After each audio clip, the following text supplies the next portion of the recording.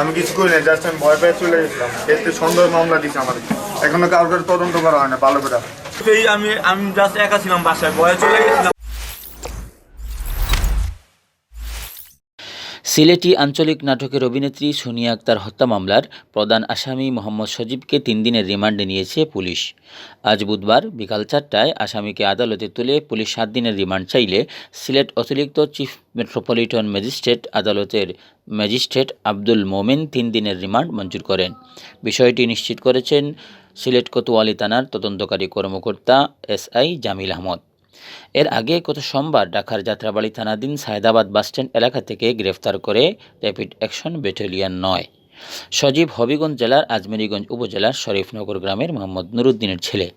গত রবিবার দুপুরে সিলেট মহানগরের শেখঘাট খুলিয়াটুলা আবাসিক এলাকার নীলিমা ১৪ বাসা থেকে সোনিয়ার গলাকাটা লাশ উদ্ধার করা হয়।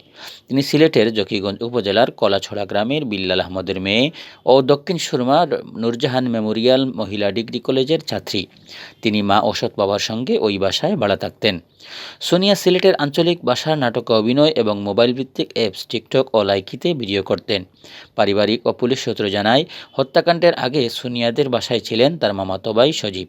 রবিবার সকালে পরিবারের অন্য সদস্যরা অসুস্থতার কারণে সোনিয়ার সৎ বাবা সেলিম আহমদকে দেখতে হাসপাতালে চলে যান। এর কিছুক্ষণ পর সজীবও ওই বাসা থেকে বের হয়ে যান। পরে দুপুর ১২টার দিকে সোনিয়ার শয়নকক্ষে গিয়ে তার গলাকাটা লাশ বিছানায় পড়ে থাকতে দেখেন পরিবারের সদস্যরা। খবর পেয়ে পুলিশ ঘটনাস্থলে গিয়ে লাশ উদ্ধার করে। প্রথম থেকেই সোনিয়ার পরিবারের দাবি ছিল এই হত্যাকাণ্ডের সঙ্গে সজীব জড়িত। পুলিশের সন্দেহের তীর ছিল সজীবের দিকে। ঘটনার পর থেকে সজীব গা ঢাকা দেওয়ায় সন্দেহ আরও দৃঢ় হয়। সোনিয়ার ঘর থেকে নগদ টাকা ও স্বর্ণালঙ্কারও খোয়া গেছে বলে দাবি করেন পরিবারের সদস্যরা। এদিকে চাঞ্চল্যকর এ হত্যাকাণ্ডের পর আইনশৃঙ্খলা রক্ষাকারী বিভিন্ন বাহিনীর পাশাপাশি র্যাব ৯ ও ছায়া তদন্ত শুরু করে।